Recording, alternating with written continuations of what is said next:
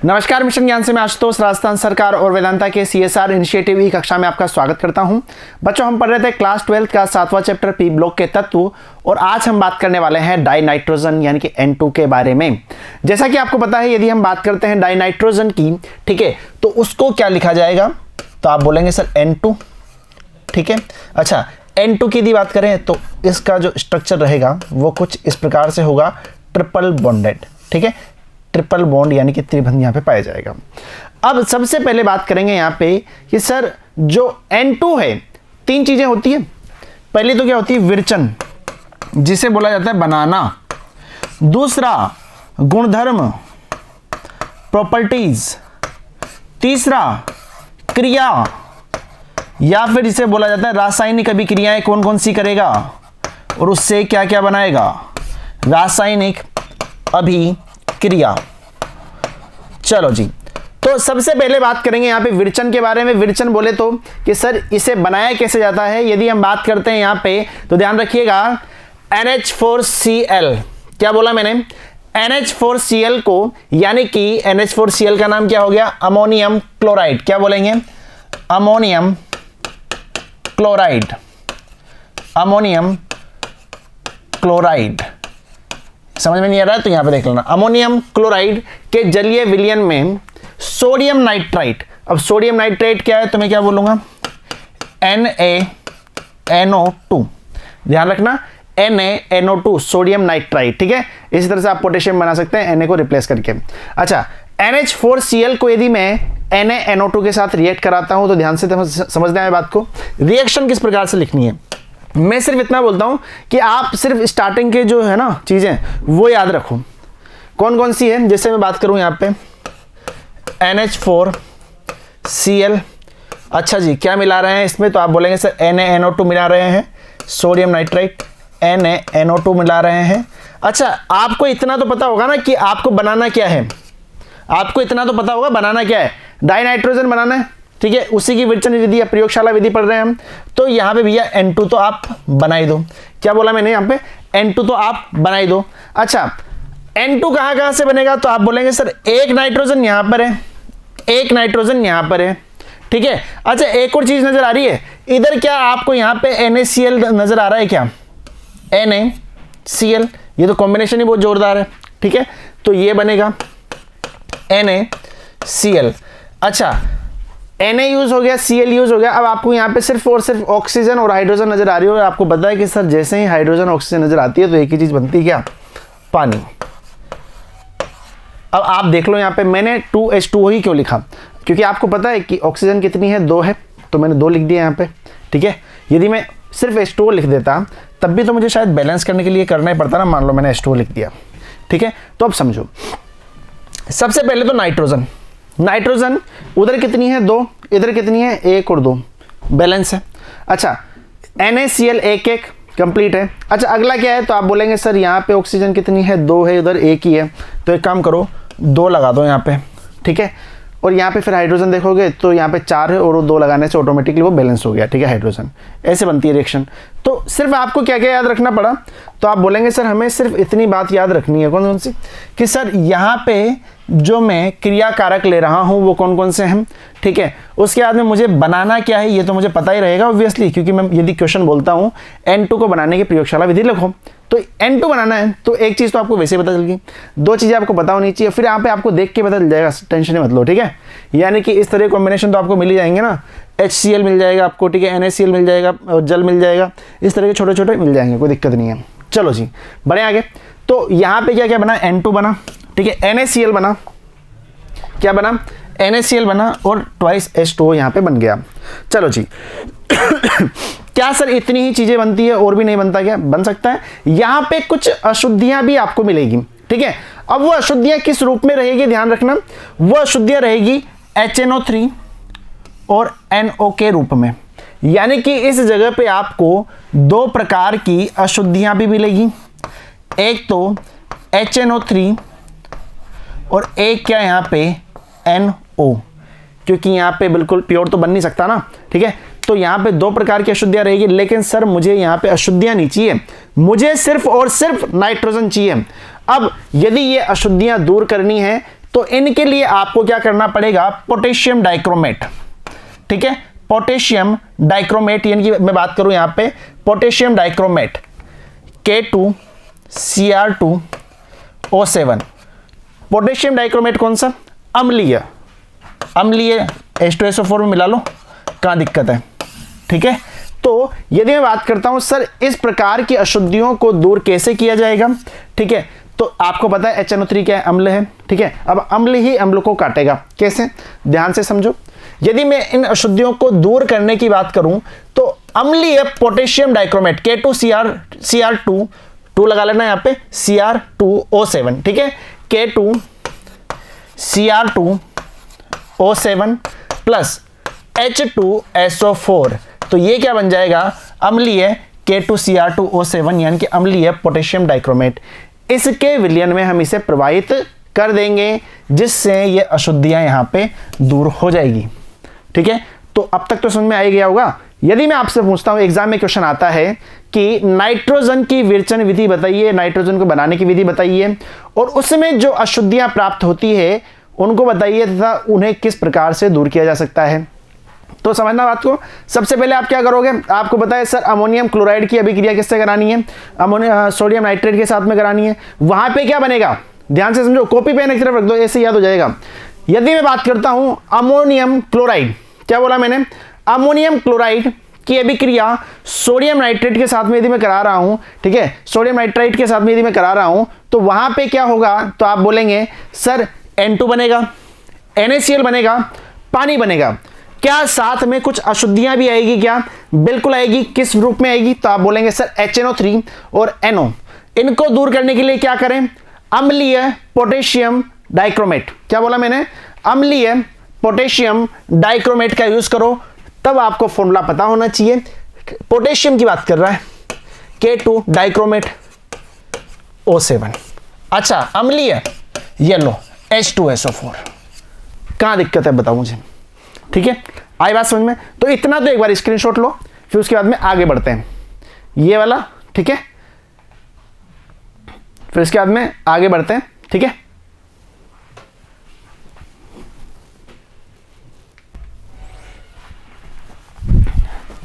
हाँ जी, इतनी बात क्लियर है, आगे बढ़ जाएं। अब देखेंगे अगली में बात करता हूं क्या होता है जब, कुछ एक क्वेश्चन है, ठीक है, उनके बारे में थोड़ा सा देख लो कि अब यहां पे देखना, ये वाली जो जगह है ना, इसमें भी आपको एक चीज नजर आएगी, क्या, पहले रिएक्शंस पे गौर करो। रिएक्शन में यदि मैं उत्पाद की जगह पे देखता हूं तो आपको क्या नजर आ रहा है, N2 नजर आ रहा है, यहां भी N2 नजर आ रहा है, यहां भी N2 नजर आ रहा है। क्या बात क्लियर है क्या, हाँ, तो आप क्या बोलोगे कि सर यहां भी N2 के बनाने की विधि हम देख रहे हैं, यानी कि यहां भी विरचन की विधियां ही चल रही है, ठीक है। अब एग्जाम में क्वेश्चन आपके किस तरह से आता है, इस तरह से क्वेश्चन आता है, ताकि मैं यहाँ पे वैसे तो ये रिएक्शन जो है आपकी बुक में वैसे सीधी दी हुई है डायरेक्ट, ठीक है, प्रयोगशाला में जो बनाने की विधियां हैं, बट मैं आपके सामने क्वेश्चंस को इस तरह से प्रेजेंट कर रहा हूँ कि जो आपके एग्जाम में आएंगे वो आप किस तरह से यहाँ पे क्वेश्चंस को देखेंगे, वही सेम टू सेम है, ठीक है। किस तरह से देखना, यदि आपके एग्जाम में आ जाता है अमोनियम डाइक्रोमेट का तापीय अपघटन किया जाता है तो क्या होगा। यदि आपके सामने ऐसा क्वेश्चन आ गया और आपकी आदत क्या पड़ी हुई है, आप सिर्फ सीधा का सीधा रिएक्शन को रटते हो फटाफट से कि हाँ N2 बनाने की ये है, N2 बनाने की ये है, N2 बनाने की ये है। लेकिन जब आपसे एग्जाम में क्वेश्चन पूछा जाएगा कि इससे ये बन रहा है, बात तो दोनों एक जैसी है, ठीक है, जो आपने रटा है वो भी सही है, बट यहाँ पे क्वेश्चन जो है ना वो थोड़ा सा घुमा करके पूछ लिया, तो फिर वहाँ पर थोड़ा सा वो हो जाता है, ठीक है। तो आपको ध्यान रखना है कि एग्जाम में क्वेश्चन किस प्रकार से पूछा जा रहा है, उस चीज पे थोड़ा सा ध्यान दो। अमोनियम डाइक्रोमेट का तापीय विघटन किया जाएगा, ठीक है, उस समय पे क्या होगा, तो आपको इससे पहले पता होना चाहिए कि सर जो अमोनियम डाइक्रोमेट है ना वो क्या है, ठीक है। तो अमोनियम डाइक्रोमेट, अच्छा जो पोटेशियम डाइक्रोमेट था वहां पे हमने क्या लिखा था, तो आप बोलेंगे सर K2Cr2O7, तो सर डाइक्रोमेट तो ये तो आना ही है Cr2O7 तो। अच्छा अमोनियम तो आप क्या लिखेंगे NH4 का whole twice, NH4 whole twice Cr2O7। और अच्छा तापीय अपघटन है ना, तो जो ये वाला निशान होता है ना ट्रायंगल जैसा ऐसा कुछ होता है, ठीक है, ये तापीय विघटन का, यानी कि उसको हम ताप दे रहे हैं, ठीक है। अच्छा विघटन हो रहा है, विघटित होगा। अच्छा इतनी तो आपको बात पता ही है ना कि सर N2 तो बनेगा ही बनेगा, बोलो मेरे साथ में, N2 तो बनेगा ही बनेगा, यानी कि नाइट्रोजन का तो यहाँ पे काम ही खत्म है। अच्छा यदि हम बात करते हैं यहाँ पे तो ये हाइड्रोजन दिखाई दे रहा है और ऑक्सीजन दिखाई दे रहा है, तो आप क्या बोलेंगे सर H2O भी बना दो, तो आप आराम से यहाँ पे H2O भी बना दो। चलो जी, उसके बाद में बात करेंगे यहाँ पे Cr यानी क्रोमियम कितना है, तो आप बोलेंगे सर 2 है। अच्छा, यदि मैं बात करूँ यहाँ पे Cr2O3 यदि मैं यहाँ पे बना देता हूँ, तो अब आपको यहाँ पे बैलेंस किसके साथ करना पड़ेगा, 4 के साथ में। क्यों, ध्यान से समझो बातों को। यदि मैं यहाँ पे पूरी चीज़ों को देखता हूँ, समझता हूँ पूरी रिएक्शन को, तो किस प्रकार से रहेगी। देखो नाइट्रोजन कितनी थी, 2 थी, 2 से मेरा काम हो गया। अच्छा, Cr क्रोमियम कितना है यहाँ पे, 2 है, उधर भी 2 है, कोई दिक्कत वाली बात ही नहीं है। अच्छा, यहाँ पे यदि मैं बात करता हूँ ऑक्सीजन की, तो ऑक्सीजन कितने नजर आ रहे हैं, तो आप बोलेंगे सर यहाँ पे मुझे 7 नजर आ रहा है, लेकिन यहाँ पे यदि मैं देखा था तो 3 तो यहाँ पे थे, 1 यहाँ पे था, ठीक है। अभी तक मैंने 4 लगाया नहीं था यहाँ पे, तो 4 हो रहे थे, लेकिन मैं चाहता हूँ कि ऑक्सीजन पूरे के पूरे 7 हो। यदि मैं यहाँ पे 4 का यहाँ पे इस तरह कुछ बना देता हूँ, तो आपको क्या पता चलेगा कि सर ऑक्सीजन जो है वो कितने हैं, 4 हैं। अच्छा, 3 यहाँ पे आएगा, 7 हो गया, बैलेंस हो गया क्या, बिल्कुल हो गया। अच्छा, हाइड्रोजन को भी देख लो, हाइड्रोजन कितने हो गए, यहाँ पे 8 हो गए, यहाँ पे 4 लगाने से मतलब हाइड्रोजन में बैलेंस हो गया आराम से, और यहाँ पे भी आपको वही देखने को मिलेगा। क्या इतनी बात क्लियर है क्या भाई, बड़े। चलो, तो ये आपको ध्यान रखना है, ये भी क्या है यहाँ पे नाइट्रोजन बनाने की एक विधि है। अच्छा जी, बेरियम एजाइड, एजाइड जब भी आ जाए ना, एजाइड, तो एजाइड से ध्यान रखो N3, क्या बोलोगे, N3, क्लियर है। अच्छा, बेरियम की बात कर रहा है, तो बेरियम एजाइड को यदि गर्म करेंगे तो वहां पे क्या होगा, बेरियम यहाँ पे अलग हो जाएगा और 3N2 आपका बन जाएगा। बेरियम को अलग कर दो। अच्छा, यहाँ पे अब इसमें कंफ्यूज मत हो ना सर, जो यहाँ पे यदि मैं 3N2 लिखूं या फिर 2N3 लिखूं, तो आपके सामने तो यार बिल्कुल कॉमन सेंस वाली बात है क्या, कि यार मुझे बनाना क्या, नाइट्रोजन बनाना है, N2 बनाना है ना, ठीक है। तो N2 तो यार ऐसे बनता है, ऐसे कौन सा N2 बनता है, तो ये तो होगा नहीं, ट्वाइस N3 तो होगा नहीं, तो आपके सामने क्या रहेगा, 3N2। चलो, सोडियम एजाइड, वापस से एजाइड की बात कर रहा है, ठीक है।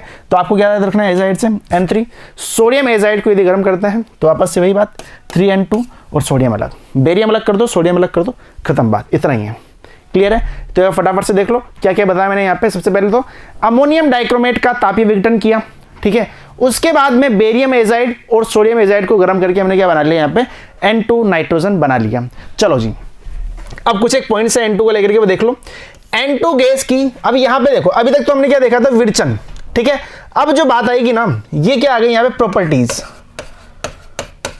प्रॉपर्टीज या फिर जिसे बोला जाएगा गुण या फिर गुणधर्म, क्या बोला जाएगा, गुण या फिर गुणधर्म। N2 की क्रियाशीलता कम होने की वजह से यह वायुमंडल में O2 की दहन की दर में कमी लाती है। अच्छा, और यहाँ पे आग लगने की संभावना घट जाती है। तो यानी कि प्रकृति को भगवान ने बनाया है तो वो कुछ सोच समझ के पूरी की पूरी केमिस्ट्री पढ़ के बनाया है ना, ये बात ध्यान रखनी है। तो आपको दिख रहा है कि N2 गैस की क्रियाशीलता कम होगी। अब जब इसकी क्रियाशीलता कम होगी तो ये O2 के दहन की जो दर है उसमें कमी लाएगा। यदि इसकी क्रियाशीलता ज़्यादा होती तो O2 के दहन की दर हाई हो जाती और यूँ मान के चलो आग लगने लग जाती, ठीक है। तो क्या होगी भैया, आग लगने की संभावना यहाँ पे घट जाएगी। चलो जी, नाइट्रोजन गैस, अब ध्यान से समझना है यहाँ पे, ये वाली जो पार्ट है ना, ये वाला जो पार्ट है, ये क्या है यहाँ पे, केमिकल रिएक्शन। ये क्या है, केमिकल रिएक्शन का पार्ट है।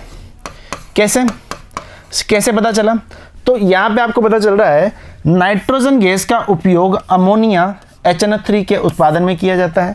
तो सीधा सीधा पता चल गया कि सर नाइट्रोजन गैस की यहाँ पे रिएक्शन की बात कर रहा है, कि नाइट्रोजन गैस को किसी के साथ में हमने रिएक्ट कराया और उससे हमने क्या बना दिया, अमोनिया भी बना दिया, HNO3 की बात कर ली, ठीक है।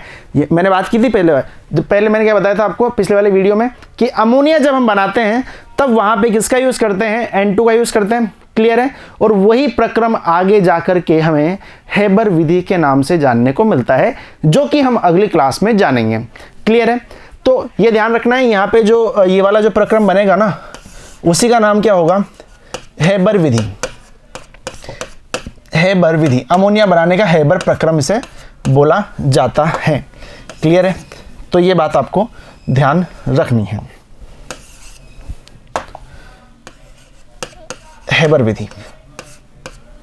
चलो जी, तो अब आगे देखो, N2 गैस कमरे के ताप पर अक्रिय रहती है, पी पाई अतिव्यापन होता है, इससे क्या बनता है, N ट्रिपल बॉन्ड N बनता है, जिसकी बंध वियोजन ऊर्जा का मान अत्यधिक उच्च होता है। केमिकल बॉन्डिंग में बहुत अच्छे से पढ़ा चुका हूँ। चलो जी आगे देखो। अच्छा आप मुझे बताओ जो H2O होता है उसकी प्रकृति क्या होती है? तो आप बोलोगे सर ध्रुवीय होती है। क्या होती है? ध्रुवीय होती है। अच्छा एक नियम और पढ़ा है हमने, समान को घोलता है, समान को घोलता है। तो यहां से क्या बात नजर आई आपको कि सर जिसकी प्रकृति ध्रुवीय होगी वही यहाँ पे H2O में घुलेगा। यदि अध्रुवीय प्रकृति का आ जाता है, अध्रुवीय प्रकृति का आ जाता है, अध्रुवीय प्रकृति का आ जाता है तो वो अल्प विलेय होगा, घुलनशील नहीं होगा। इसका मतलब जो N2 है वो क्या है? अध्रुवीय प्रकृति का है, ठीक है, पोलर नहीं है, इस कारण से वह जल में अल्प विलेय रहती है, अतः तनु विलयन बनाती है, जिस पर हेनरी का नियम। अच्छा तनु विलयन से ही याद आ गया सर, हेनरी का नियम, ठीक है, पढ़ा होगा कभी बचपन में। कौन सी क्लास में? तो आप बोलेंगे सर 12वीं क्लास में, सेकंड चैप्टर किस नाम से? सॉल्यूशन विलयन, वहीं पे हमने इन सब की चर्चा की थी। अब लास्ट में बात कर लेते हैं N2 के साथ 2 समस्थानिक होते हैं। समस्थानिक पता होना चाहिए भैया, है ना, जिनका परमाणु क्रमांक जो हो वह 1 हो लेकिन परमाणु भार जो है वो अलग अलग हो सकता है। यहाँ पे जो N2 है वो 2 प्रकार के समस्थानिक बनाता है। क्या क्या? 7n14, 7n15। क्लियर है भाई इतनी बात? चलो जी अब बढ़ते हैं आगे। अब यहाँ पे देखो, यहाँ से स्टार्ट हो रही है क्या?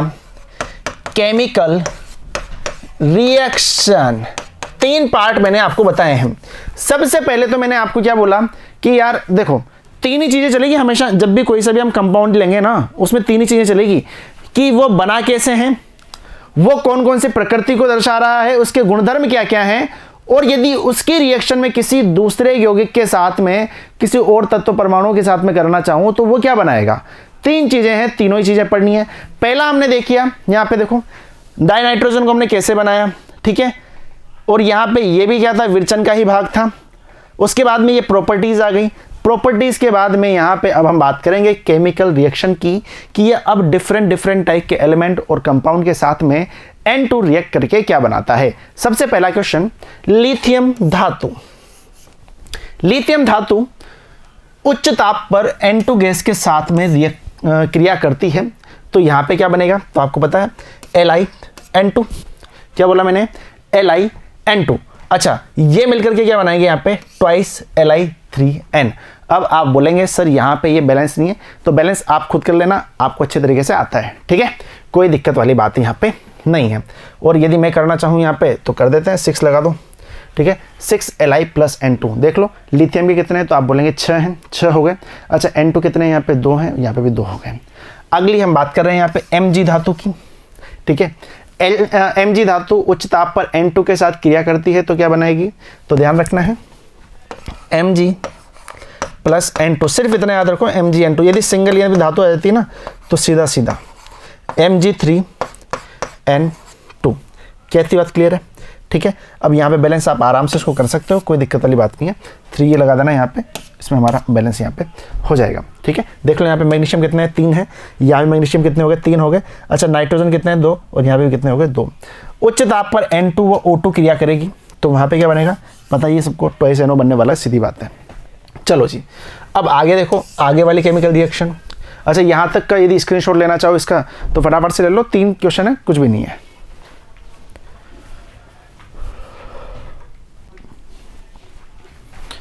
हाँ जी छाप लिया। चलो अब बढ़ते हैं आगे। अब अगली रिएक्शंस की हम बात करते हैं। तो सबसे पहले देखिएगा ये हम बात कर रहे हैं यहाँ पे यूरिया का जल अपघटन लिखेंगे इसे। जल अपघटन यदि हम कराते हैं तो क्या होगा, तो आपको सबसे पहले पता होना चाहिए सर यूरिया का फॉर्मूला क्या होता है। याद रखो भाई, CH4N2O। क्या बोला मैंने? CH4N2O। ध्यान से रखो भाई, इस तरह से यहाँ पे इसका स्ट्रक्चर रहेगा। ठीक है, CH4N2O। ठीक है, क्लियर है। अच्छा अब अपन क्या कर रहे हैं, इसका जल अपघटन करा रहे हैं। ठीक है, यानी पानी के साथ में अभिक्रिया कराएंगे। तो पानी को हम किस तरह से लिखते हैं? H-OH। ठीक है, अलग अलग हो जाएगा, याद रखना थोड़ा सा आसान होता है। ठीक है, अब यहाँ से क्या होगा, यदि मैं देखता हूँ तो यहाँ से क्या बन रहा है, क्या नजर आ रहा है, तो आप बोलेंगे सर NH3। ठीक है, क्या नज़र आ रहा है, NH3 बनेगा। अच्छा, उसके बाद में आपको क्या नज़र आएगा, तो आप बोलेंगे सर CO, ठीक है, CO और ऑक्सीजन कितने यहाँ पे 2, क्या बोला मैंने, CO2, CO2 बनेगी, NH3 बनेगी। अब इसको यदि मुझे बैलेंस करना है तो किस प्रकार से करूँगा, ध्यान से समझो, लिख लेते हैं दोबारा से इस रिएक्शन को, NH2 C double bond oxygen, ठीक है, NH3 NHH, अच्छा साथ में क्या है यहाँ पे H2O, यही है, चलो जी। उसके बाद में क्या बना रहे हैं यहाँ पे अपन, NH3 बना रहे हैं प्लस CO2 बना रहे हैं। तो चलो भाई, हमने कहानी को कैसे स्टार्ट किया था, कहाँ से क्या किया था, समझो। यदि हम बात करते हैं यहाँ पे, तो ये वाली चीज़ ली, ठीक है, NH3 बन गया।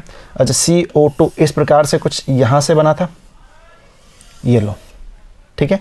यदि अच्छे तरीके से लिखना चाहें तो फिर देख लो, ऐसे कर लो इसको, ये, ठीक है।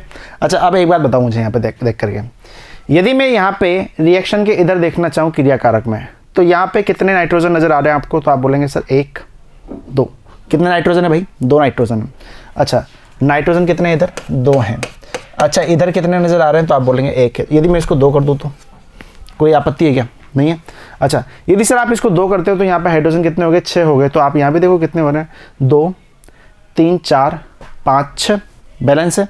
अच्छा, कार्बन सर यहाँ पे 1 था, बिल्कुल 1 ही था, ऑक्सीजन 2 थे, 2, ये लोग कहाँ दिक्कत आ रही है, ठीक है। यानी कि एक सिर्फ और सिर्फ 2 लगाने से हाइड्रोजन में बैलेंस हो गया, नाइट्रोजन में बैलेंस हो गया, ये दोनों पहले से ऑलरेडी बैलेंस थे, ठीक है। तो आपको याद रखना है ट्वाइस NH3 प्लस CO2 ये यहाँ पे देगा। क्लियर है भाई, बड़े आगे। अच्छा, अगले हम बात करते हैं अमोनियम क्लोराइड की। अमोनियम क्लोराइड फॉर्मूला सभी को बताइए, ठीक है, पहले भी देख चुके हैं, NH4Cl। अच्छा, इसकी रिएक्शन किसके साथ कराऊंगा मैं यहाँ पे, कैल्शियम हाइड्रोक्साइड, ठीक है, CaOH2। ये जो फॉर्मूले है ना, यही आपके काम आते हैं, ठीक है। यदि आपको फॉर्मूले याद नहीं है तो आप यहाँ पे रिएक्शन बिल्कुल भी नहीं करा पाएंगे, ठीक है। रिएक्शन कराना दूसरा पार्ट हो जाता है, लेकिन उसके पहले आपको ध्यान होना चाहिए भी इसका फॉर्मूला क्या है। चलो, जैसे मैं आपको यदि बोलता हूँ कि भैया अमोनियम क्लोराइड को कराओ किसके साथ में, तो आप बोलेंगे सर बिल्कुल हमें पता है कैल्शियम हाइड्रोक्साइड में कराना चाहिए, बट इसका यदि आपको फॉर्मूला ही नहीं पता है तो कैसे करोगे आप, है ना। तो याद रखना है ट्वाइस NH4Cl CaOH2 दोनों किसके फॉर्मूले हैं यहाँ पे, एक तो अमोनियम क्लोराइड और दूसरा कैल्शियम हाइड्रोक्साइड। अच्छा जी, यदि मैं बात करता हूँ तो यहाँ पे बनाना क्या, मुझे NH3 बनाऊंगा, ठीक है। अच्छा, ये जो रहेगा ना, ये वाला प्रक्रम, ये शायद यहाँ पे अमोनिया बनाने का प्रक्रम हो जाएगा, ठीक है। तो इसको आप ऐसे भी याद रख सकते हो। अच्छा, यहाँ भी ऐसे ही होगा, ठीक है, NH3 का। अच्छा, यदि आप देखते हो यहाँ पे CA के साथ में क्या आएगा यहाँ पे Cl, ठीक है। अच्छा, Cl कितनी बार है, तो आप बोलेंगे सर 2 बार है, तो CaCl2 हो गया। अच्छा, प्लस ट्वाइस H2O, और उसके बाद में बैलेंस आप आराम से यहाँ पे कर सकते हो। चलो जी, अगली हम बात करते हैं अमोनियम सल्फेट। सल्फेट बोले तो SO4 आएगा, ठीक है। उसकी अभिक्रिया किसके साथ में, सोडियम हाइड्रोक्साइड के साथ में। जैसे ही आप यहाँ पे देखते हो तो आपको यहाँ पे क्या नज़र आ रहा है, तो आप बोलेंगे सर Na, ठीक है। अच्छा, यहाँ पे यदि आप 2 लगाना चाहो, बैलेंस करना चाहो तो आपकी इच्छा है, ठीक है, अदरवाइज ये तो रहेगा ही रहेगा। NaOH के साथ में रिएक्ट कराओगे तो आप यहाँ पे क्या पाओगे, Na2SO4, ठीक है। यहाँ पे लगा लो आराम से 2, कोई दिक्कत नहीं है। चलो, उसके बाद में आप देखते हो कि ट्वाइस NH3। अच्छा, यहाँ पे नाइट्रोजन कितने हैं, 2 हैं। अच्छा, यदि आप देखते हो यहाँ पे भी, तो यहाँ पे भी नाइट्रोजन कितने आ गए, 2 आ गए। अच्छा, हाइड्रोजन कितने हैं, तो आप बोलेंगे सर 3, ठीक है, और यहाँ पे 4 यहाँ पर है, और ये कितने हैं, 3, तो यहाँ पे 2 से गुणा हो रहा है, तो 3 2 6, 6 और 4 10, और यहाँ पे यदि आप देखते हो 4 2 8, और यहाँ पे ये 2 10 हो गया, ठीक है। क्या इतनी बात क्लियर है क्या। अच्छा, ऑक्सीजन को देखो, ऑक्सीजन कितने हैं यहाँ पे, 2। अच्छा, ये कितने हो गए, 4 और 2 कितने हो गए, यहाँ पे 6 हो गए। अच्छा, इधर यदि आप देखते हो तो कितने हो जाएंगे यहाँ पे, 4 2 6, रिएक्शन बिल्कुल बैलेंस है, ठीक है। तो ट्वाइस NaOH लगा दो, कोई दिक्कत वाली बात नहीं है। चलो जी, अब यदि मैं बात करता हूँ यहाँ पे, अब ये सबसे ज़्यादा जो बातें हम कर रहे हैं ना यहाँ पे, अब शायद यहाँ पे हम अमोनिया के ऊपर पहुँचने वाले हैं, ठीक है। अब अमोनिया जो रहेगा ना, उसकी हम बात करें विरचन की, तो अगला हम देखने वाले हैं हेबर प्रक्रम, बट उसके पहले यदि यहाँ पे देखा जाए तो उसकी थोड़ी बहुत बातें जान लेते हैं। अमोनिया क्या है, रंगहीन तीक्ष्ण गंधयुक्त गैस होती है। इसकी वाष्प आंखों में आंसू ला देती है, अरे वाह, इसलिए इसे क्या बोला जाता है, अश्रु गैस बोला जाता है। अश्रु गैस के रूप में भी इसका उपयोग किया जाता है।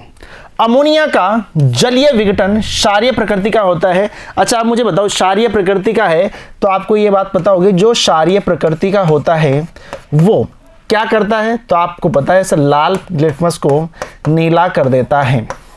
ठीक है, अनिल शालिनी, ठीक है, अनिल शालिनी, ऐसे याद रखो, शालिनी। ठीक है, चलो तो यहाँ पे याद रखना, अम्ल जो होता है नीले को लाल करेगा, शालिनी क्षार जो होता है लाल को नीला करता है। तो ये क्या करेगा, लाल लिटमस पेपर को नीला कर देगा। क्या इतनी बात क्लियर है क्या? ठीक है, द्रवित अमोनियम, द्रवित अमोनियम, अमोनिया लिखो यहाँ पे, द्रवित अमोनिया को ठंडा करने पर बर्फ के समान सक्रिय क्रिस्टल हमें प्राप्त होते हैं। ठीक है, अब देखो अगली यदि हम बात करते हैं, इसकी सक्रियता या क्रियाशीलता कम होती है, इसलिए वायुमंडल में O2 की सक्रियता कम करने के काम आती है, क्योंकि इसकी खुद की जो क्रियाशीलता है वो कम है, तो ये क्या करेगी, O2 की क्रियाशीलता को भी कम करेगी। अमोनिया का मुख्य उपयोग कहाँ पे, विभिन्न अमोनियम लवणों के निर्माण में किया जाता है, जो उर्वरक में उपयोग में लिए जाते हैं, खेतों वगैरह में आप देखते हैं अमोनिया का यूज़ किया जाता है। अमोनिया गैस न तो खुद जलती है और न ही जलाने में सहायक होती है। इसका यह गुण वायुमंडल में O2 की सक्रियता को कम करता है, या फिर इसका जो गुण है O2 की सक्रियता को कम करना है। क्लियर है? तो ये तो नॉर्मल सी बातें हैं जो अमोनिया के बारे में हमने जान ली है। बाकी इसकी जो विरचन की विधियां हैं, इसके जो और गुण हैं, वो हम अगली क्लास में जानेंगे। ठीक है, किस प्रकार से हेबर प्रक्रम की सहायता से इसको बनाया जाता है। तो अगली वीडियो में देखिएगा हेबर प्रक्रम क्या है। तब तक के लिए धन्यवाद।